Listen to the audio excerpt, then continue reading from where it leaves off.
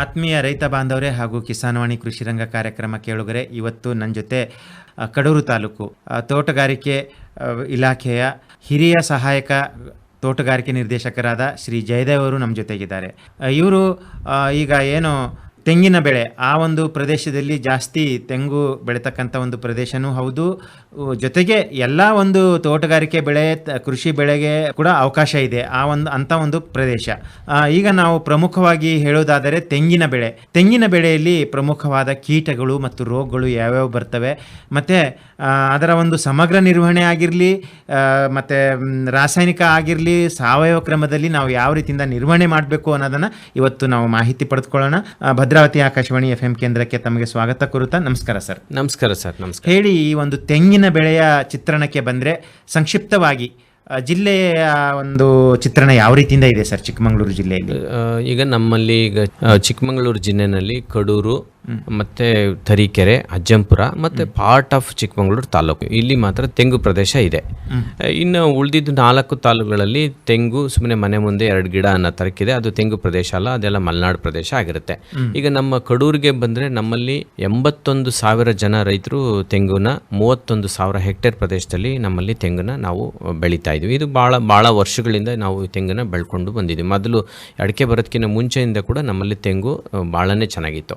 ಎರಡನೇದು ಇಳುವರಿನೂ ಕೂಡ ನಮ್ಮಲ್ಲಿ ಇದು ಮಳೆ ಆಶ್ರಯದಲ್ಲಿ ಮತ್ತು ನೀರಾವರಿ ಆಶ್ರಯದಲ್ಲಿ ಎರಡರಲ್ಲೂ ಕೂಡ ನಮ್ಮಲ್ಲಿ ತೆಂಗುನ ಏನು ಕಡೂರು ಮತ್ತು ತರೀಕೆರೆ ಭಾಗದಲ್ಲಿ ಇದನ್ನು ನೀರಾವರಿ ಆಶ್ರಯದಲ್ಲೂ ಬೆಳೀತಾ ಇದ್ವಿ, ಮಳೆ ಆಶ್ರಯದಲ್ಲೂ ಕೂಡ ಬೆಳೀತಾ ಇದ್ವಿ. 50% ನೀರಾವರಿ ಆಶ್ರಯದಲ್ಲಿದೆ. ಏನು ಅಡಿಕೆ ಎಲ್ಲೆಲ್ಲಿ ಬಂತೋ ಅದೆಲ್ಲ ನೀರಾವರಿ ಆಶ್ರಯಕ್ಕೆ ಈಗ ಬದಲಾವಣೆ ಆಗಿದೆ. ಇನ್ನು ಉಳಿದಿದ್ದು ಮಳೆ ಆಶ್ರಯದಲ್ಲೂ ಕೂಡ ಇದಿದೆ. ಮಳೆ ಆಶ್ರಯದಲ್ಲಿರೋ ತೆಂಗಲ್ಲಿ ನಾವು ಒಂದು 50ರಿಂದ 60 ತೆಂಗಿನಕಾಯಿ ಒಂದು ಮರಕ್ಕೆ ಸರಾಸರಿ ಇದೆ ಕಡೂರು ಭಾಗದಲ್ಲಿ.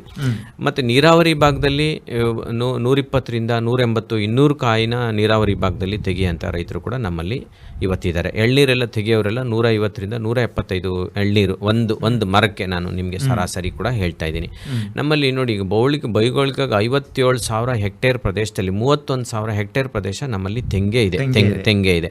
ಇವತ್ತು ತೆಂಗಲ್ಲಿ ಅದರಲ್ಲಿ ಬೇರೆ ಬೇರೆ ಅಂತರ್ ಬೆಳೆಗಳನ್ನ ಕೂಡ ರೈತರು ಬರೀ ತೆಂಗನ್ನ ಒಂದನ್ನೇ ನಂಬ್ಕೊಂಡು ಇಲ್ಲ. ಯಾಕಂದರೆ ತೆಂಗು ಮೊದಲು ಭಾಳನೇ ಒಂದು 15-20 ವರ್ಷದಿಂದ ಕೂಡ ತೆಂಗಿಗೆ ಒಳ್ಳೆ ಮಾರುಕಟ್ಟೆ ಬಂದಿರಲಿಲ್ಲ. ಎಲ್ಲ 4 ರೂಪಾಯಿ, 5 ರೂಪಾಯಿ, 10 ರೂಪಾಯಿ ಒಳಗಡೆನೆ ತೆಂಗಿನಕಾಯಿ ಪ್ರೈಸ್ ಇತ್ತು. ಈಗ ಕಳೆದ 1 ವರ್ಷದಿಂದ ಈಗ ತೆಂಗಿಗೆ ಈಗ ಇವತ್ತಿನ ಪ್ರೈಸ್ ನೋಡಿ 63 ರೂಪಾಯಿ ಆಗಿದೆ. ಇವತ್ತು ತೆಂಗಿನ ತಲೆ ಎತ್ತಿ ಮೇಲ್ಗಡೆ ನೋಡ್ತಾರೆ, ಎಷ್ಟು ತೆಂಗಿನಕಾಯಿ ಬಿಟ್ಟಿದೆ. ಇಷ್ಟಿನ ಕೆಳಗಡೆ ನೋಡ್ಲೇ ಇಲ್ಲ. ಯಾಕಂದ್ರೆ ರೈತರಿಗೆ ಪಾಪ ರೇಟು ಕೂಡ ಇಲ್ಲದೆ ಇರೋದ್ರಿಂದ ಅದ್ರ ಹಾರೈಕೆ ಕೂಡ ಬಹಳನೇ ಕಮ್ಮಿ ಮಾಡಿದ್ರು. ಇವತ್ತು ಯಾವಾಗ ರೇಟು ಬರಕ್ ಶುರು ಆಯ್ತು, ಕೊಬ್ಬರಿಗೆ 33,000 32,000 ರೇಟ್ ಯಾವತ್ತು ಟಚ್ ಆಯ್ತಲ್ಲ, ಅವತ್ತು ರೈತರು ಇವಾಗ ತೆಂಗಿನ ಕಡೆ ಒಲವನ್ನ ತೋರಿಸ್ತಾ ಇದ್ದಾರೆ. ನಾವು ಎಲ್ಲಿ ಸೋತ್ವಿ ಅಂದ್ರೆ, ಒಂದು ಯಾವಾಗ ಮಾರುಕಟ್ಟೆ ಇರಲಿಲ್ವಾ, ನಾವು ಅದನ್ನ ಹಾರೈಕೆ ಕೂಡ ಬಹಳನೇ ಕಮ್ಮಿ, ನೆಗ್ಲಿಜಿಬಲ್ ಅಂದ್ರೆ ನೆಗ್ಲೆಕ್ಟೆಡ್ ಕ್ರಾಪ್ ಅನ್ನೋ ತರಕ್ಕೆ ನಾವು ತೆಂಗನ್ನ ಕೇಳಲ್ಪಟ್ಟಿದ್ದೆ ಸರ್. ಕೇರಳದಲ್ಲಿ ತೆಂಗಿನ ಒಂದು ಮರಕ್ಕೆ CCTV ಕ್ಯಾಮ್ರಾ ಕೂಡ ಅಳವಡಿಕೆ ಮಾಡಿದ್ರು. ಯಾಕಂದ್ರೆ ಸ್ವಲ್ಪ ಕಳ್ಳತನದ ಒಂದು ಘಟನೆಗಳು ನಡೆದಿರ್ತಕ್ಕಂಥ ಒಂದು ಮಾಹಿತಿ ವರದಿ ಕೂಡ ಬಂದಿತ್ತು ಸರ್. ಖಂಡಿತ ಸರ್. ಈಗ ನಮ್ಮಲ್ಲೂ ಕೂಡ ನೀವು ಕಡೂರಲ್ಲೂ ಕೂಡ ಏನು ನಮ್ದು ಕೊಬ್ಬರಿ ಶೆಡ್ಗಳಿದೆ ಅಥವಾ ತೆಂಗಿನಕಾಯಿ ಶೆಡ್ ಇದೆ, ಇಲ್ಲೆಲ್ಲ ಕಳ್ತನ ಆಗಿದ್ದು ಉಂಟು. ಅಲ್ಲೆಲ್ಲ ಈಗ ಇವತ್ತಿಗೂ ಕೂಡ ಆಲ್ರೆಡಿ CCTV ಹಾಕಿರೋ ಉದಾಹರಣೆ ಕೂಡ ನಮ್ಮಲ್ಲೇ ಕಡೂರಲ್ಲೇ ಕೂಡ 2-3 ಕಳ್ತನದ ಕೇಸ್ ಆಯ್ತು. ಈಗ ಜಮೀನುಗಳಲ್ಲಿ ಕೊಬ್ಬರಿ ಶೆಡ್ ಮಾಡ್ಕೊಂಡಿರ್ತಾರೆ, ಅಲ್ಲಿ ಯಾರು ಅವ್ರದ್ದೇನು ಮನೆ ಇರಲ್ಲ, ವ್ಯವಸ್ಥೆ ಇರಲ್ಲ. ಯಾವಾಗ ರೇಟ್ ಬಂತೋ ಇದಕ್ಕೂ ಕೂಡ ಹಿಂದೆಲ್ಲ ನಿಮ್ಗೆ ತಿಳಿದಿರಂಗೆ ವೆನಿಲಾಗೂ ಕೂಡ ಇದೇ ತರ ಒಂದು ಸಂದರ್ಭ, ಒಂದು ಕಾಲದಲ್ಲಿ ಇನ್ನೊಂದು ಸಂದರ್ಭ ಇತ್ತು. ಅದೇ ತರ ಇವತ್ತು ತೆಂಗಿಗೆ ಕೂಡ ಇದೆ. ಖಂಡಿತವಾಗ್ಲೂ ನನ್ನ ಪರ್ಸನಲ್ ಒಪಿನಿಯನ್, ತೆಂಗಿಗೆ ಇನ್ನೂ ಒಂದು 8ರಿಂದ 10 ವರ್ಷ ಖಂಡಿತವಾಗ್ಲೂ ಒಳ್ಳೆ ಭವಿಷ್ಯ ಇದೆ. ಯಾಕಂದ್ರೆ ರಾತ್ರಿ ಯಾರು ಇದನ್ನ ಪ್ರೊಡಕ್ಷನ್ ಮಾಡಿ ಮಾರ್ಕೆಟ್ಗೆ ತಗೊಂಬರಕ್ಕೆ ಸಾಧ್ಯ ಇಲ್ಲ. ಎರಡೂ ತಮಗೆಲ್ಲ ತಿಳಿದಿರಂಗೆ ತೆಂಗು ನಮ್ಮ ಕರ್ನಾಟಕದಲ್ಲಿ ನಮ್ಮಲ್ಲಿ ಏನು part of Mysuru, Ramanagara, Mandya up to ಚಿತ್ರದುರ್ಗದಲ್ಲಿ ಎಲ್ಲ ತಾಲೂಕಲ್ಲೂ ಇಲ್ಲ. ಹಾಸನ್ನು, ಚಿಕ್ಕಮಗಳೂರಲ್ಲಿ ನಾವು ಏನು ಕಡೂರು, ತರೀಕೆರೆ, ಸೊ ಈ ಭಾಗದಲ್ಲಿ ಮಾತ್ರನೇ ತೆಂಗು ನೀವು ಬೆಳೆಯೋಕ್ಕೆ ಸಾಧ್ಯ. ನೀವು ಚಿತ್ರದುರ್ಗದಿಂದ ಮೇಲೆ ಹೋದ್ರೆ ಅಥವಾ ಬಳ್ಳಾರಿಗೆ ಹೋದ್ರೆ ಮೇಲೆಲ್ಲ ತೆಂಗು ಬೆಳೆಯೋಕ್ಕೆ ಸಾಧ್ಯ ಇಲ್ಲ. ಸ್ವಲ್ಪ ಪಾರ್ಟ್ ಆಫ್ ಕೋಸ್ಟಲ್ ಬೆಲ್ಟ್ ಅಲ್ಲಿ, ಈಗ ಉಡುಪಿ, ಬೆಂಗಳೂರು, ಇಲ್ಲಿ ಮಾತ್ರ ತೆಂಗು ಬೆಳೆಯೋಕ್ಕೆ ಸಾಧ್ಯ. ಎಲ್ಲ ಕಡೆ ತೆಂಗಿನ ಯಥೇಚ್ಛವಾಗಿ ರೇಟ್ ಇದೆ ಅಂತ ಕೂಡ ಅಲ್ಲೆಲ್ಲ ಬೆಳೆಯೋಕ್ಕೆ ಅವಕಾಶ ಇಲ್ಲದೆ ಇರೋದ್ರಿಂದ ಇದಕ್ಕೆ ಒಂದು ಭಾಳ, ಈಗ ತುಮಕೂರು ಈಗ ಇಡೀ ವರ್ಲ್ಡ್ ಅಲ್ಲಿ ಹೈಯೆಸ್ಟ್ ತೆಂಗಿರೋದು ನಮ್ಮ ತುಮಕೂರು ಜಿಲ್ಲೆನಲ್ಲಿ. ಈಗ ಮತ್ತೆ ಇಡೀ ಇಂಡಿಯಾದಲ್ಲಿ ಮೊದಲನೇ ಸ್ಥಾನ. ಈಗ ಈ ವರ್ಷದಲ್ಲಿ ನೀವು ಎಲ್ಲ ಸ್ಟಾಟಿಸ್ಟಿಕ್ಸ್ ತೆಗೆದು ನೋಡಿದ್ರೆ ಕರ್ನಾಟಕ ತೆಂಗಿನಲ್ಲಿ ಮೊದಲನೇ ಸ್ಥಾನ ಇದೆ, 2ನೇ ಸ್ಥಾನ ಕೇರಳ ಇದೆ, 3ನೇ ಸ್ಥಾನ ತಮಿಳುನಾಡು ಇದೆ, 4ನೇ ಸ್ಥಾನ ಆಂಧ್ರ ಪ್ರದೇಶ ಇದೆ. ಸೊ ಈ ಸೌತ್ ಇಂಡಿಯಾ, ನಮ್ಮಲ್ಲಿ ಸೌತ್ ಕರ್ನಾಟಕದಲ್ಲಿ ಹೆಂಗ್ ಬೆಳಿತೀವೋ ಅದೇ ತರ ಸೌತ್ ಇಂಡಿಯಾದಲ್ಲಿ ಮಾತ್ರನೇ ಈ ತೆಂಗನ್ನ ಬೆಳೆಯಕ್ಕೆ ಅವಕಾಶ ಇರೋದು, ಬೇರೆ ಕಡೆ ಅವಕಾಶ ಇಲ್ಲದೆ ಇರೋದ್ರಿಂದ ಇದನ್ನ ಈಗ ಇವತ್ತು ನಾವು ನಾಟಿ ಮಾಡಿದ್ರು ಕೂಡ ರೈತನಿಗೆ ನಿಜವಾಗ್ಲೂ ತೆಂಗಿನಕಾಯಿ ನೋಡ್ಬೇಕು ಮಿನಿಮಮ್ ಅಂದ್ರೂ 5 ವರ್ಷ ಬೇಕು. ಅದು ಎಕನಾಮಿಕಲ್ ಈಲ್ಡಿಗೆ ಬರೋಕೆ 7 ವರ್ಷ ಬೇಕು. ಸೊ ಅದೆಲ್ಲ ಮಾರ್ಕೆಟ್ ಒಂದು ಲೆವೆಲ್ಗೆ ಬರಬೇಕು ಅನ್ನೋ ಒಂದು 8 ರಿಂದ 10 ವರ್ಷ ಬೇಕು. ಹಂಗಾಗಿ ನಿಜವಾಗ್ಲೂ ತೆಂಗಿನ ಆಸಕ್ತ ರೈತರು ನಿಜವಾಗ್ಲೂ ಕೂಡ ಮಾಡಿದ್ರೆ ಖಂಡಿತವಾಗ್ಲೂ ಅವ್ರಿಗೆ ತುಂಬಾನೇ ಭವಿಷ್ಯ ಇದೆ ಅಂತ ನಂದು ಒಂದು ಒಪಿನಿಯನ್ ಸರ್. ನಮ್ಮ ಒಂದು ಪ್ರದೇಶದಲ್ಲಿ ಅಂದರೆ ಶಿವಮೊಗ್ಗ, ದಾವಣಗೆರೆ, ಚಿಕ್ಕಮಗಳೂರು ಜಿಲ್ಲೆಯಲ್ಲಿ ಪ್ರಮುಖ ತಳಿಗಳು ಯಾವ್ಯಾವಿದೆ ಸರ್? ಈ ಲೋಕಲ್ ತಳಿ ನಮಗೆ ತಮಗೆಲ್ಲ ಗೊತ್ತಿದೆ, ಒಂದು ಅರಸೀಕೆರೆ ಟಾಲು, ಇನ್ನೊಂದು ತಿಪಟೂರು ಟಾಲು, ಇವು ಮೇಜರ್ ನಮ್ಮಲ್ಲಿರೋ ಅಂತ. ಇದು ಹೈಬ್ರಿಡ್ ಇದೆ. ಹೈಬ್ರಿಡ್ ಯಥೇಚ್ಛವಾಗಿ ಏನಿದ್ರು ಸೌತ್ ಕೇಂದ್ರ, ನಾರ್ತ್ ಕೇಂದ್ರದಲ್ಲಿ ಮಾತ್ರ ಎಳ್ನೀರು ಪರ್ಪಸ್ಗೆ ಮಾತ್ರ ಅದನ್ನ ಬೆಳೀತಾ ಇದ್ದಾರೆ. ಬಿಟ್ರೆ ನಮ್ಮಲ್ಲಿ ಏನು ಜನ ಪ್ರಿಫರ್ ಮಾಡೋದು, ಯಾಕೆಂದ್ರೆ ನಮ್ಮಲ್ಲಿ ಕೊಬ್ಬರಿಗೂ ಹೋಗುತ್ತೆ, ಎಳ್ನೀರಿಗೆ ಹೋಗುತ್ತೆ, ಕಾಯಿಗೆ ಹೋಗುತ್ತೆ. ಹಾಗಾಗಿ ನಮ್ಮಲ್ಲಿ ಲೋಕಲ್ ಜನ ಯಾವುದೋ ಹೈಬ್ರಿಡ್ನ ಪ್ರಿಫರ್ ಮಾಡಲ್ಲ. ಭಾಳ 1% ಆಫ್ ದಿ ಪಾಪ್ಯುಲೇಷನ್ ಅಷ್ಟೇ ನಾವು ಹೈಬ್ರಿಡ್ಗೆ ಹೋಗ್ತಾ ಇದೀವಿ. ಬಿಟ್ರೆ ಉಳಿದಿದ್ದರೆಲ್ಲ ನಾವೇನು ಲೋಕಲ್ ತಳಿ ಏನಿದೆಯಲ್ಲ, ಅರಸೀಕೆರೆ ಟಾಲ್ ಅಂತೀವಿ, ತಿಪ್ತೂರು ಟಾಲ್ ಅಂತೀವಲ್ಲ, ಈ ವೆರೈಟಿ ಮೇಲೆ ನಾವು ಅವಲಂಬಿಸ್ಕೊಂಡಿರೋದು ಇದನ್ನ. ಆಮೇಲೆ ಹೆಚ್ಚಿನಾಗಿ ನಮ್ಮ ರೈತ ಬಾಂಧವರು ಕಾಯಿಗೋಸ್ಕರನ ಅಥವಾ ಎಳ್ನೀರಿಗೋಸ್ಕರನ ಸರ್, ಅಥವಾ ಎರಡೂ ಸಮವಾಗಿ ಇದು ಮಾಡ್ತಾರೆ? ಇಲ್ಲ, ಈಗ ಒಂದು 15 ರಿಂದ 20% ಅಷ್ಟು ಎಳ್ನೀರಿಗೆ ಇವತ್ತು ಹೋಗ್ತಾ ಇದೆ. ಇನ್ನು ಉಳಿದಿದ್ದ ಭಾಗ ಇನ್ನು 80% ಅಲ್ಲಿ ಒಂದು 40% ಏನು ಕಾಯಿಗೆ ಹೋಗುತ್ತೆ, ಇನ್ನೊಂದು 40% ಕೊಬ್ಬರಿಗೆ ಹೋಗುತ್ತೆ. ಅದು ಒಂದೊಂದು ಭಾಗದಲ್ಲಿ ಒಂದೊಂದು ತರ ಅದನ್ನ ಈಗ ನ್ಯಾಷನಲ್ ಹೈವೇಲಿ ಇರೋಂಥ ತಾಲೂಕುಗಳು, ಎಕ್ಸಾಂಪಲ್ ಈಗ ಕಡೂರು ಆಗ್ಬೋದು, ಅರಸೀಕೆರೆ ಆಗ್ಬೋದು, ಶಿರಾ ಆಗ್ಬೋದು, ಇಲ್ಲಿ ಏನು ನ್ಯಾಷನಲ್ ಹೈವೇ ಕನೆಕ್ಟಿವಿಟಿ ಇರೋದ್ರಿಂದ, ಬಾಂಬೆ ಮಾರ್ಕೆಟ್ ಇರೋದ್ರಿಂದ ಅಲ್ಲಿ ತುಂಬಾ ಜನ ವೆಂಡರ್ಸ್ ಎಳ್ನೀರಿಗೆ ತೆಂಗಿನಕಾಯಿನ ಪ್ರೊಕ್ಯೂರ್ ಮಾಡ್ತಾ ಇದ್ದಾರೆ. ಅದು ಸ್ವಲ್ಪ ರಿಮೋಟ್ ವಿಲೇಜಸ್ ಅಲ್ಲಿ ನಮ್ಮಲ್ಲೇ ಕೂಡ ಅದನ್ನೆಲ್ಲ ಕೊಬ್ಬರಿ ಮಾಡ್ತಾರೆ. ತೆಂಗಿನಕಾಯಿನೂ ಕೂಡ ರೇಟ್ ಹೆಂಗೆ ಮಾರ್ಕೆಟ್ ಹೆಂಗ್ ಬರ್ತೀವಿ, ಮೊದಲು ಕೊಬ್ಬರಿಗೆ ದರ ಇಲ್ಲದೆ ಇದ್ದಾಗ ಜನ ಎಲ್ಲ ತೆಂಗಿನಕಾಯಿನ ಮಾಡ್ತಾ ಇದ್ರಿ. ಕೊಬ್ಬರಿಗೆ ರೇಟ್ ಬಂದ್ಮೇಲೆ ಜನ ಕಾಯಿಯಿಂದ ಅದನ್ನ ಮತ್ತೆ ಕೊಬ್ಬರಿಗೆ ಕನ್ವರ್ಟ್ ಮಾಡೋ ಅಂತ ವ್ಯವಸ್ಥೆ ಇದೆ. ಎರಡನೇದು, ಈಗ ನೀವು ತಿಪ್ಟೂರು ಭಾಗ ಅಲ್ಲೆಲ್ಲ ಹೋದ್ರೆ ತೆಂಗಿಗೆ ಅಲ್ಲಿ ಯಾವ್ದು ತುಂಬಾ ಇಂಡಸ್ಟ್ರೀಸ್ ಬಂದಿದೆ. ಈಗ ಕಾಯ್ದ ಪಿತ್ ಇಂಡಸ್ಟ್ರೀಸ್ ಬಂದಿದೆ, ಅದನ್ನ ಬ್ಲಾಕ್ ಮಾಡೋ ತರ ಇಂಡಸ್ಟ್ರೀಸ್ ಬಂದಿದೆ, ಚಾರ್ಕೋಲ್ ಮಾಡೋ ಅಂತ ಇಂಡಸ್ಟ್ರಿ. ಪ್ರತಿಯೊಂದು ತೆಂಗಿನ ಪ್ರತಿಯೊಂದು ಅಡಿಯಿಂದ ಮುಡಿವರೆಗೆ ಎಲ್ಲದೂ ಉಪಯೋಗ ಮಾಡ್ತಕ್ಕಂಥದ್ದು ಅಥವಾ ಎಲ್ಲನೂ ಅದನ್ನ ಬಳಕೆಗೆ ಬರ್ತಕ್ಕಂಥದ್ದು ಅಲ್ಲ. ಹೌದು ಸರ್, ಅದಕ್ಕೆ ಇದನ್ನ ಹಿಂದಿನವರು ಕಲ್ಪವೃಕ್ಷ ಅಂತ ಹೇಳಿದ್ದು. ನೀವು ಬೇರಿಂದ ಹಿಡಿದು, ಎಲೆಯಿಂದ ಹಿಡಿದು, ಗರಿಯಿಂದ ಹಿಡಿದು, ಕಾಂಡದಿಂದ ಹಿಡಿದು, ತೆಂಗಿನಕಾಯಲ್ಲಿ ಇವತ್ತು ತುಂಬಾನೇ ಪ್ರಾಡಕ್ಟ್ಸ್ ಬಂದಿದೆ. ಖಂಡಿತವಾಗ್ಲೂ ತೆಂಗಿಗೆ ಮುಂದಿನ ದಿನಗಳಲ್ಲಿ ಖಂಡಿತವಾಗ್ಲೂ ಒಳ್ಳೆ ಭವಿಷ್ಯ ಅಂತೂ ಇದೆ. ಯಾಕಂದ್ರೆ ಈ ಮಾರುಕಟ್ಟೆ ಒಂದಿರಲಿಲ್ಲ, ಮಾರುಕಟ್ಟೆ ಲಾಸ್ಟ್ 1 year ಇಂದ ಮಾರುಕಟ್ಟೆ ಬಂದಿರೋದ್ರಿಂದ ಬಹಳ ಚೆನ್ನಾಗಿದೆ. ಏನಂದ್ರೆ ನಾವು ಎಲ್ಲಿ ಸೋತಿದೀವಿ ಅಂದ್ರೆ ನಾವು ಅದ್ರ ಇಳುವರಿನಲ್ಲಿ ಸೋತಿದೀವಿ, ಅದನ್ನ ಆರೈಕೆ ಮಾಡಲಿಲ್ಲ. ಆರೈಕೆ ಮಾಡಿದ್ರೆ ಖಂಡಿತವಾಗ್ಲೂ ತೆಂಗು 150 ಕಾಯಿ ಒಂದು ಮರಕ್ಕೆ, 50 ಗಿಡ ಒಂದು ಎಕರೆಗೆ, ಅಷ್ಟು ಬೆಳೆಯೋದ್ರಲ್ಲಿ ಯಾವುದೇ ಇದಿಲ್ಲ. ಯಾವುದೇ ಟೆಕ್ನಾಲಜಿ ಏನು ಬೇಕಿಲ್ಲ. ಯಾಕಂದ್ರೆ ನಮ್ಮ ತಾತ ಅದನ್ನೇ ಬೆಳೆದ್ರು, ನಮ್ಮ ತಂದೆ ಅದನ್ನೇ ಬೆಳೆದ್ರು, ನಾವು ಅದನ್ನೇ ಬೆಳಿತಾ ಇದ್ವಿ. ಇದಕ್ಕೇನು ತುಂಬಾ ವೈಜ್ಞಾನಿಕವಾದ ಕೃಷಿ ಏನು ಅವಶ್ಯಕತೆ ಇಲ್ಲ. ಅದನ್ನ ಆದಷ್ಟು ನಾವು ಅದನ್ನ ಆರೈಕೆ, ಅದು ಕೊಟ್ಟಿಗೆ ಗೊಬ್ಬರ ಹಾಕದ್ ಬಿಟ್ಟಿದ್ವಿ, ಅದು ತುಂಬಾ ಉಳುಮೆ ಮಾಡ್ತಾ ಇದ್ವಿ. ಈಗ ಕೆಲವೊಂದು ಸಣ್ಣ ಪುಟ್ಟ ತಪ್ಪೆಲ್ಲ ಮಾಡ್ತಾ ಇದ್ವಿ. ಅಂಥದ್ನೆಲ್ಲ ನಾವು ತುಂಬಾ ಉಳುಮೆ ಮಾಡೋದ್ರಿಂದ ಅದು ಬೇರ್ನ ಪ್ರತಿ ವರ್ಷಕ್ಕೆ 2-3 ಸಲ ತುಂಬಾ ಡ್ಯಾಮೇಜ್ ಮಾಡ್ತಾ ಇರೋದ್ರಿಂದ ಅದು ಗಿಡದ ಎಲ್ಲ ಎನರ್ಜಿನ ಅದು ಬರೀ ರಿಪೇರಿ ಮಾಡ್ಕೊಂಬಕ್ಕೆ ಹೊತ್ತು ಕೊಡ್ತಾ ಇದೆ. ಆಮೇಲೆ ಅದು ಒಂದು ಗಿಡದಿಂದ ಇನ್ನೊಂದು ಗಿಡಕ್ಕೆ ರೋಗ ಹೋಗಕ್ಕೆ ನಾವು ಅದಕ್ಕೆ ಬಹಳ ಸಹಕಾರ ಮಾಡಿ ಬಹಳ ಹೆಲ್ಪ್ ಮಾಡ್ತಾ ಇದ್ವಿ. ಭೂಮಿನ ಬಿಸಿಲಿಗೆ ಜಾಸ್ತಿ ಎಕ್ಸ್ಪೋಸ್ ಮಾಡಿದಷ್ಟು ಭೂಮಿ ಬಿಸಿಲಿಗೆ ಬಿದ್ದು ಅದು ಎಲ್ಲ ಅದ್ರದ್ದು ಆರ್ಗ್ಯಾನಿಕ್ ಕಾರ್ಬನ್ ಎಲ್ಲ ಹೋಗಿ ಅದರಲ್ಲಿರೋ ಪರ್ಸೆಂಟೇಜ್ ಎಲ್ಲ ಕಮ್ಮಿ ಆಗಿ ನಮ್ಮಲ್ಲಿ ಇಳುವರಿ ಕಮ್ಮಿ ಆಗೋಕ್ಕೆ ಬಹಳ ಕಾರಣ ಇದೆ. ಎರಡನೇದು, ಮೂರನೇದು, ಎಲ್ಲ ಗರಿ ಬಿದ್ದಿದ್ದನ್ನೆಲ್ಲ ತೋಟ ತುಂಬ ಚೆನ್ನಾಗಿರಲಿ ಅಂತೇಳಿ ಕಳೆನಾಶಕ ಹೊಡಿತೀವಿ, ಬಿದ್ದಿದ್ದ ಗರಿನೆಲ್ಲ ಹೊಟ್ಟಾಕಿ ಬೆಂಕಿ ಹಾಕ್ತೀವಿ. ಈ ಭೂಮಿಗೆ ವಾಪಸ್ಸು ತೆಂಗಿನಲ್ಲಿ ತಮ್ಗೆ ಗೊತ್ತಿದೆಯೋ 80% ಅದ್ರದ್ದು ಏನು ಪೋಷಕಾಂಶ ಇದೆಯಲ್ಲ ಅದು ವಾಪಸ್ಸು ಆ ಮರಕ್ಕೆ ಅದು ಕೊಡುವಷ್ಟು ಕೆಪಾಸಿಟಿ ಇದೆ. ಎಕ್ಸೆಪ್ಟ್ ತೆಂಗಿನಕಾಯಿ ಅಷ್ಟೇ ನಾವು ಅದರಿಂದ ಹೊರಗಡೆ ಹೋಗೋದು.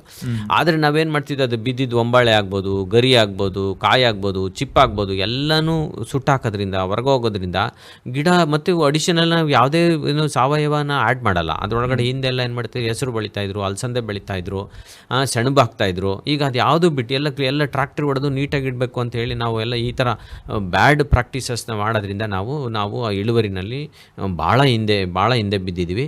ಅದು ಇವತ್ತು ರೈತರಿಗೆ ಕಾಲಕ್ರಮೇಣ ಅರ್ಥ ಆಗಿದೆ. ನಾವು ಆ ಕೃಷಿ ಚಟುವಟಿಕೆನ ಸ್ವಲ್ಪ ಬದಲಾವಣೆ ಮಾಡ್ಕೊಂಡ್ರು ಕೂಡ 1-2 ವರ್ಷದಲ್ಲಿ ನಾವು ಅದನ್ನ ಖಂಡಿತವಾಗ್ಲೂ ರಿಪೇರಿ ಮಾಡ್ಕೋಬಹುದು. ಅದೇನು ತುಂಬಾ ರಿಪೇರಿ ಮಾಡದಂಥದ್ದಲ್ಲ.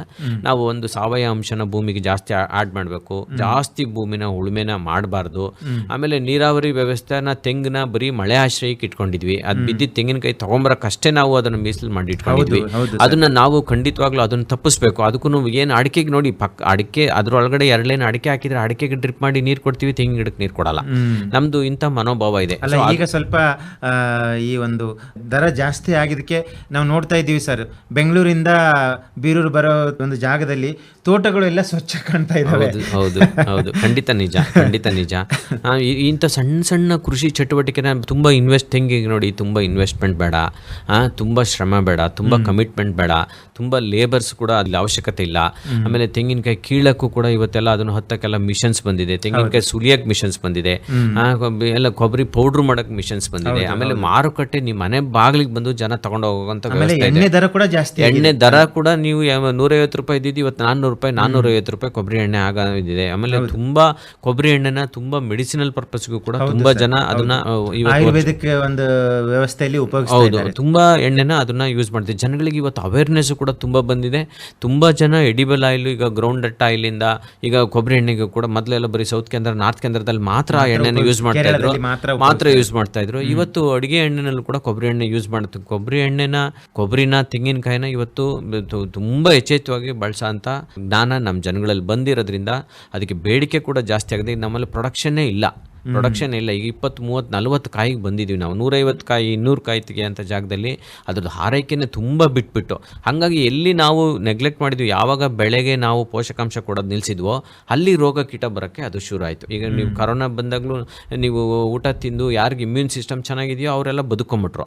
ಹಂಗೆ ತೆಂಗಿನೂ ಅಷ್ಟೇ. ತೆಂಗಿನ ಈಗ ನಾವೇನು ಮಾಡಿದ್ವಿ, ಅದಕ್ಕೆ ಇಮ್ಯೂನ್ ಸಿಸ್ಟಮೇ ಇಲ್ಲ, ಅದಕ್ಕೆ ಯಾವುದೇ ಆರೈಕೆ ಇಲ್ಲದೆ ಇರೋದ್ರಿಂದ ಪ್ರತಿಯೊಂದು ರೋಗ ಕೀಟನ ಅದೇನೇ ಆಹ್ವಾನ ಮಾಡ್ಕೊಳುತ್ತೆ. ಹಂಗಾಗಿ ನಾವು ಯಾವತ್ತು ಭೂಮಿನ ಫಲವತ್ತತೆನ ಕಾಪಾಡಿದ್ರೆ, ಅದನ್ನ ಗಿಡನ ಹೆಲ್ತ್ನ ಕ್ರಿಯೇಟ್ ಮಾಡಿದ್ರೆ ಖಂಡಿತವಾಗ್ಲೂ ರೋಗ ಕೀಟನ ನಾವು ಇದರೊಳಗಡೆ ನಿಯಂತ್ರಣ ಮಾಡ್ಬೋದು ಸರ್. ಪ್ರಮುಖವಾಗಿ ನಾವು ಹೇಳುವುದಾದರೆ ಒಂದು 5-10 ವರ್ಷದ ಹಿಂದೆ, 15 ವರ್ಷದ ಹಿಂದೆ ನುಸಿಯ ಒಂದು ಬಾಧೆ ತುಂಬಾನೇ ಆಗಿತ್ತು. ಆ ಸಮಯದಲ್ಲಿ ತುಂಬಾ ನಮ್ಮ ರೈತ ಬಾಂಧವರು ತೆಂಗಿನ ಗಿಡಗಳನ್ನ ಕಳ್ಕೊಂಡ್ಬಿಟ್ರು. ಸುಮಾರು ಅಂದರೆ ಇಳುವರಿಲ್ಲೂ ತುಂಬ ಗಣನೀಯವಾಗಿ ಕುಂಠಿತ ಆಯಿತು. ಸಂಪೂರ್ಣ ತೋಟನೇ ನಾಶ ಆಗಿರ್ತಕ್ಕಂಥ ಒಂದು ಉದಾಹರಣೆ ಕೂಡ ಇತ್ತು ಸರ್. ಈಗ ಸರ್ಕಾರದವರು, ಕೇಂದ್ರ ಸರ್ಕಾರದವರು ಅಂದರೆ ಮಧ್ಯಸ್ಥಿಕೆ ವಹಿಸ್ಬಿಟ್ಟು ಯೋಜನೆಗಳನ್ನ ತಗೊಂಡ್ಬಿಟ್ಟು ಅದಕ್ಕೆ ಉಪಚಾರ ಮಾಡುವುದು ಅದೆಲ್ಲ ಮಾಡಿದ್ದಾರೆ. ಸೊ ಈಗ ಸದ್ಯದ ಪರಿಸ್ಥಿತಿ ಯಾವ ರೀತಿಯಿಂದ ಇದೆ ಸರ್? ತಾವು ಹೇಳಿದ್ದು ಖಂಡಿತ ಸತ್ಯ. ಮೊದಲು ನಮಗೆ 10-15 ವರ್ಷದಿಂದ ನುಸಿ ಅನ್ನೋ ಒಂದು ರೋಗ ಪ್ರಾರಂಭ ಆಯಿತು. ಅದು ಮೊದಲು ಕೇರಳದಲ್ಲಿ ಪ್ರಾರಂಭ ಆಯಿತು. ಅದು ಆಮೇಲೆ ಇಡೀ ಭಾರತ ದೇಶದಲ್ಲಿ ಎಲ್ಲ ಕೂಡ ಬಂತು. ಅದು ಬೇಗ ಬಂತು. ಯಾಕೆ ಬೇಗ ಬಂತು ಅಂದರೆ, ಅದು ನಾವು ಏರೋಫಿಡ್ ಮೈಟ್ಸ್ ಅಂತೀವಿ. ಅದು ಗಾಳಿನಲ್ಲೇ ಕೂಡ ಒಂದು ಗಿಡದಿಂದ ಒಂದು ಪ್ರದೇಶದಿಂದ ಇನ್ನೊಂದು ಪ್ರದೇಶಕ್ಕೆ ಹೋಗುವಂಥ ಅದಕ್ಕೆ ಶಕ್ತಿ ಇತ್ತು. ಹಾಗಾಗಿ ಅದು ಭಾಳನೇ ಬೇಗ ಎಲ್ಲ ಇಡೀ ದೇಶಕ್ಕೆಲ್ಲ ಪ್ರಸಾರ ಆಯಿತು.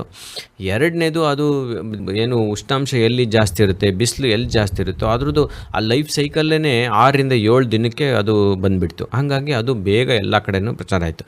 ಆಮೇಲೆ ಅದು ಎಲ್ಲ ಪ್ರಸಾರ ಆದಮೇಲೂ ಕೂಡ ಅದ್ರದ್ದು ಕಂಟ್ರೋಲ್ ಮೆಷರ್ಸು ಕೂಡ ಮಾಡೋಕ್ಕೆ ಭಾಳ ಕಷ್ಟ. ಯಾಕೆಂದ್ರೆ ತಮಗೆಲ್ಲ ಗೊತ್ತಿರೋಂಗೆ ತೆಂಗಿನ ಮರ 30 ಅಡಿ 40 ಅಡಿ ಎಲ್ಲ ತೆಂಗಿನ ಮರ ಇರೋದ್ರಿಂದ ಯಾವುದೇ ಸಡನ್ನಾಗಿ ನಾವು ಅದನ್ನು ಸ್ಪ್ರೇ ಮಾಡೋಕ್ಕೆ ಭಾಳನೇ ಕಷ್ಟ.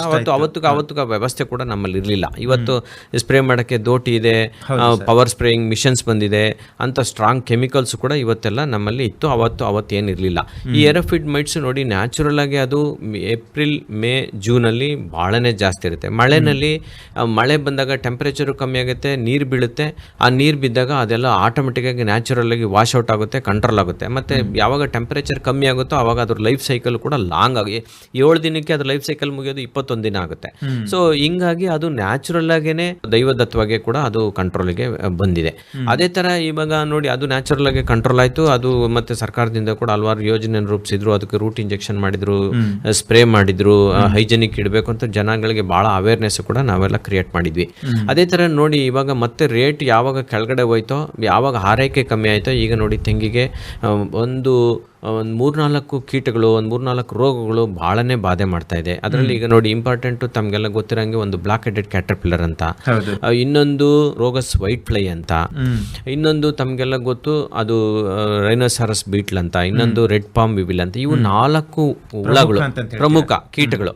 ಇವು ಭಾಳನೇ ನಮ್ಮ ತೆಂಗನ್ನ ಬಾಧಿಸ್ತಾ ಇದೆ.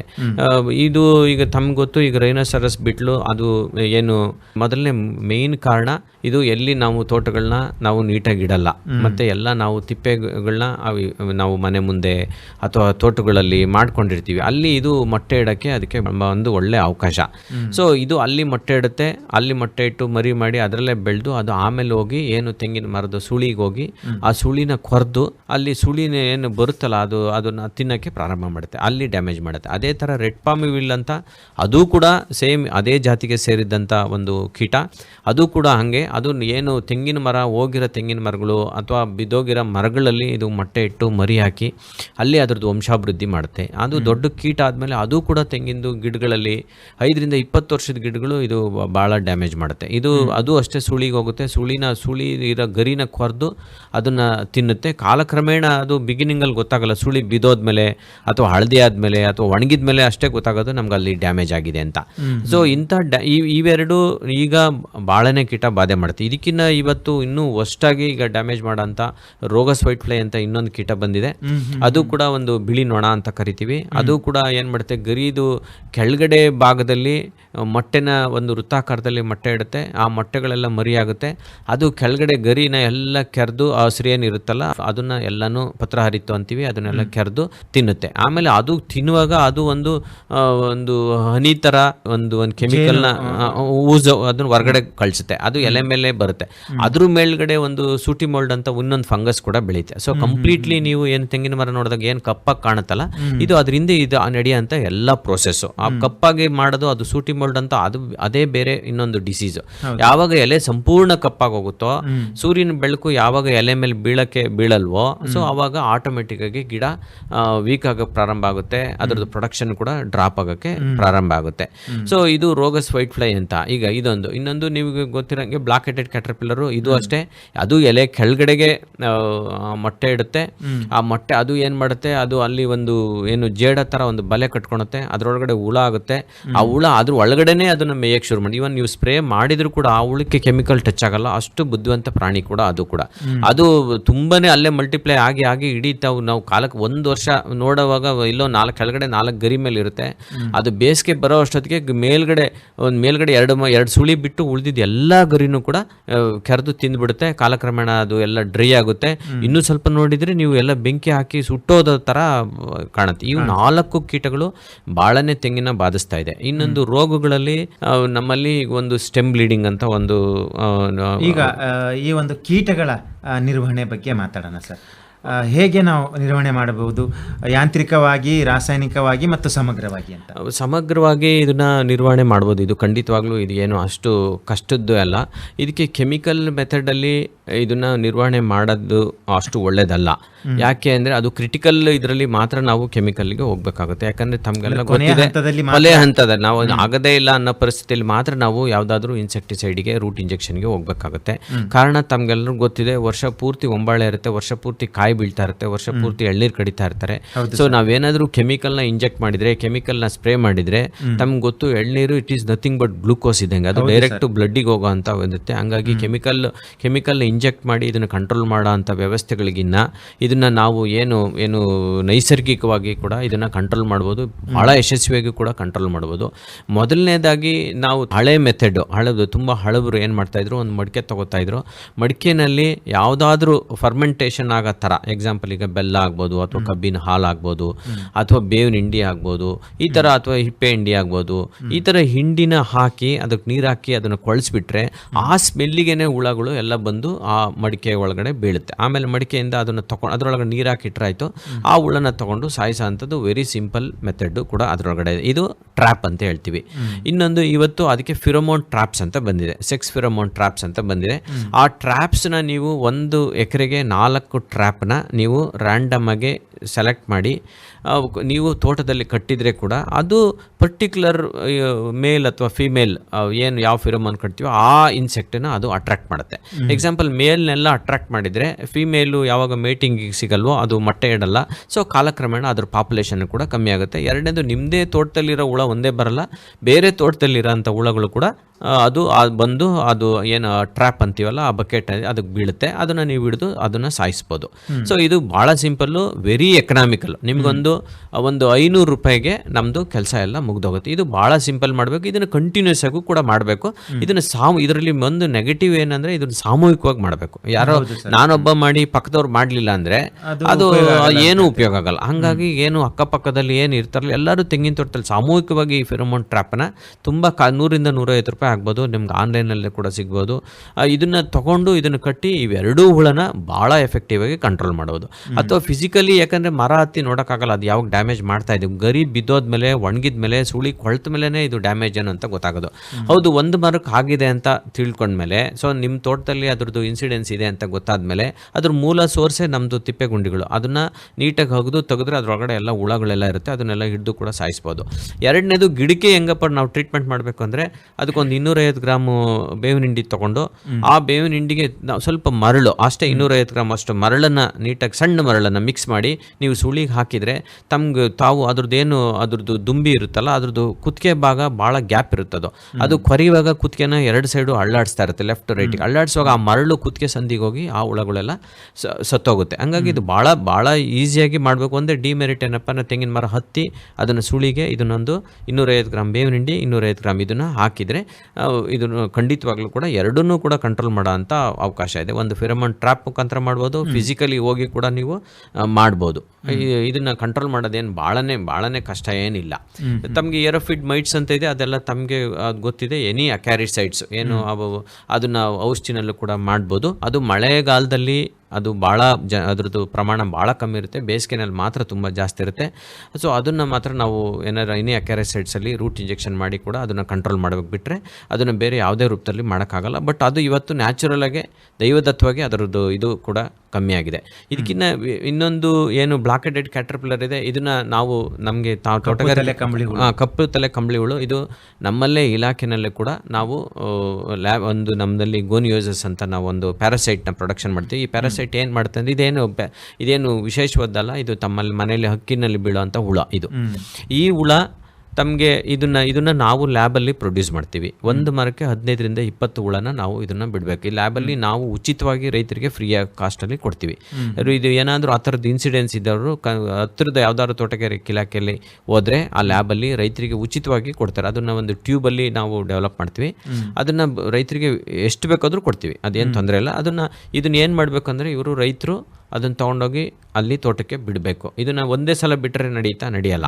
ಒಂದು ಎವ್ರಿ 20 ಡೇಸ್ ಅಥವಾ 21 ಡೇಸಿಗೆ ಒಂದು ಸಲ 4 ರಿಂದ 5 ಬಾರಿ ಇದನ್ನು ತೊಗೊಂಡೋಗಿ ತೋಟದಲ್ಲಿ ಇದನ್ನು ಬಿಟ್ಟರೆ ಈ ಹುಳ ಏನು ಮಾಡುತ್ತೆ ಅಂದರೆ, ಇದು ನೀವು ಹುಳನ ಈಗ ನಾವು ಸ್ಪ್ರೇ ಮಾಡೋಕ್ಕಾಗಲ್ಲ, ತೆಂಗಿನ ತೋಟ ಮೇಲ್ಗೈತೆ. ಈ ಹುಳ ಏನು ಮಾಡುತ್ತೆ, ಇದಕ್ಕೆ ರೆಕ್ಕೆ ಇರುತ್ತೆ, ಇದು ಮೇಲ್ಗಡೆ ಹಾರುತ್ತೆ.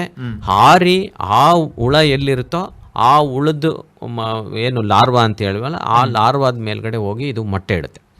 ಅದು ಹುಳ ದೊಡ್ಡದಾಗೋಷ್ಟೊತ್ತಿಗೆ ಆ ಮೊಟ್ಟೆ ಒಳಗಡೆ ಮರಿ ಹೊಡ್ಕೊಂಡು ಹೊರಗೆ ಬರುತ್ತೆ. ಆವಾಗ ಆ ಹುಳ ಅದು ಸತ್ತೋಗುತ್ತೆ. ಎಲ್ಲಿವರೆಗೂ ಆ ಪಾಪ್ಯುಲೇಷನ್ ಇರುತ್ತೋ ಅಲ್ಲಿವರೆಗೂ ಇದ್ರದ್ದು ಪಾಪ್ಯುಲೇಷನ್ ಕೂಡ ಅದೇ ನ್ಯಾಚುರಲ್ ಆಗಿ ಅದೇ ಫುಡ್ ಆಗಿ ಇದನ್ನು ಬಳಸ್ಕೊಂಡು ಇದನ್ನು ಬೆಳೆಯುತ್ತೆ. ಇದು ಭಾಳ ಎಫೆಕ್ಟಿವ್. ಬಟ್ ಏನು ಮಾಡ್ತೀವಿ ನಾವು ಅದನ್ನು ಪರ್ಸಿಸ್ಟೆನ್ಸ್ ಆಗಿ ಮಾಡಲ್ಲ. ಒಂದ್ಸಲ ತೊಗೊಂಡೋಗ್ಬಿಡ್ತೀವಿ ಮತ್ತೆ ಮಾಡಲ್ಲ. ಏನು ಹುಳ ಇದು ಎಲ್ಲ ಸ್ಟೇಜನ್ನು, ಈಗ ನಮಗೆ ಕೀಟದಲ್ಲಿ 4 ಸ್ಟೇಜ್ ಇರುತ್ತೆ.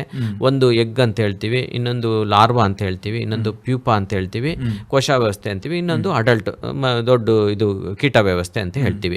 ಇದು ಲಾರ್ವಾ ಅವಸ್ಥೆಯಲ್ಲಿರೋ ಮಾತ್ರ ಹುಳಗಳನ್ನ ಇದು ಕೊಲ್ಲುತ್ತೆ.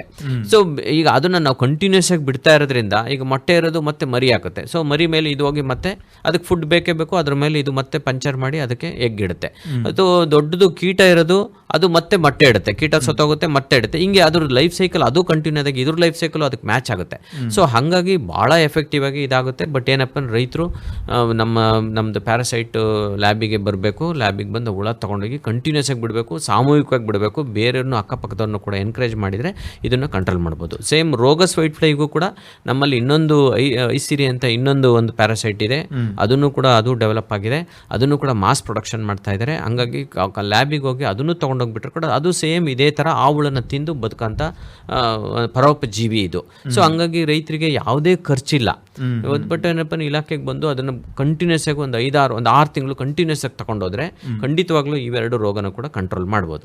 ಪ್ರಮುಖ ರೋಗಗಳಿಗೆ ಬಂದರೆ ಯಾವೆಲ್ಲ ಒಂದು ಪ್ರಮುಖ ರೋಗಗಳು ಬಾಧಿಸ್ತವೆ, ಇದರ ಲಕ್ಷಣಗಳು ಮತ್ತು ನಿರ್ವಹಣಾ ಕ್ರಮ ಹೇಳಿ ಸರ್. ಇದರಲ್ಲಿ ಇಂಪಾರ್ಟೆಂಟು 2 ರೋಗ ಇದೆ. ಇದರೊಳಗೆ ಒಂದು 5 ರಿಂದ 7 ವರ್ಷದ ಗಿಡಗಳಲ್ಲಿ ಸುಳಿ ಕೊಳೆ ರೋಗ ಇದೆ.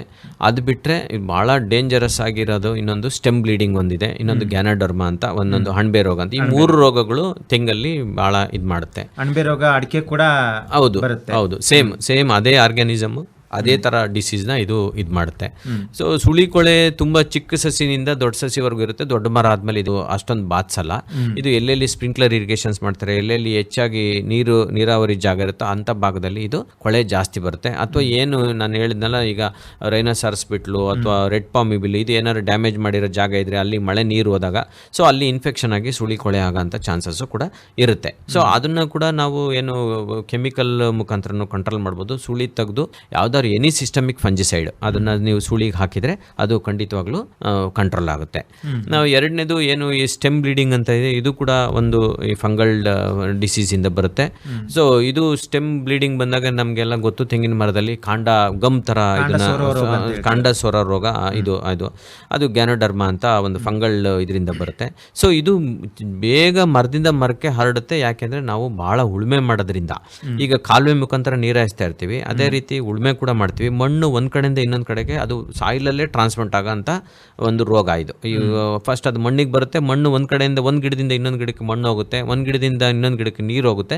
ಸೊ ಇದು ಆ ಥರ ಹರಡುತ್ತೆ. ಹಾಗಾಗಿ ಎಲ್ಲಿ ಜಾಸ್ತಿ ಉಳುಮೆ ಮಾಡ್ತಾ ಇದ್ದಾರೋ ಅಲ್ಲಿ ಅಂಥ ಭಾಗದಲ್ಲಿ ಇದು ಏನು ಈ ಸ್ಟೆಮ್ ಬ್ಲೀಡಿಂಗು ಭಾಳ ಎಚ್ಚೆತ್ತವಾಗಿ ಬರ್ತಾ ಇದೆ. ಅದೇ ಥರ ಏನು ಅಣಬೆ ರೋಗ ಕೂಡ ಅದೇ ಥರನೇ ಬರ್ತಾ ಇದೆ.